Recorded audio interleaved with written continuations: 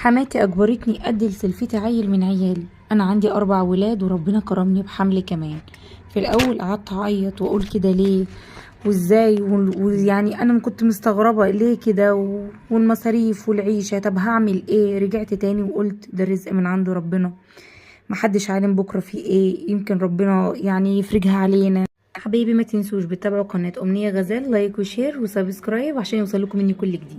ما حدش عارف يعني بكره مخبي لنا ايه.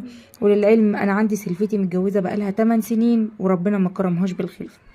فلقيت جوزي بيقول لي ما تيجي ايه رأيك، انت بقيتي يعني خبرة، ولا تروحي لدكتور ولا تعملي حاجة ولا تعملي سونار ولا الحاجات دي كل شوية يعني، ومصاريف في الفاضي وعلاج، خلاص بقى.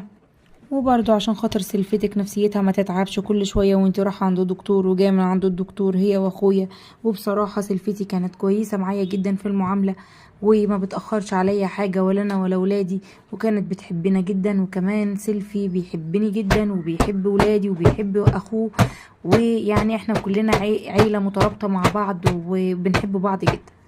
وبما ان سلفتي اسلوبها كويس معايا جدا يعني اكتر من اخت، فانا وافقت. وقال لي لو ليكي اي علاج او اي حاجه في الروشتات اللي هي القديمه اللي كانت بتاعه حملك، يعني الحمل اللي فات والعيال اللي فاتوا، فطلعيها وانا هجيب لك العلاج بتاعك. وفعلا عملت كده.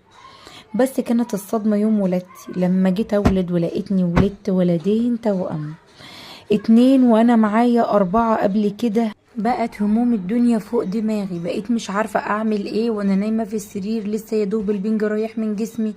جوزي داخل يقول لي 2 يعني احنا كده بقى معانا 6، طب المصاريف، طب الدنيا هتبقى ماشية ازاي؟ ده انا يدوب مخلص المصاريف بتاعة الولادة بتاعتكم، هن محوشين مصاريف الولادة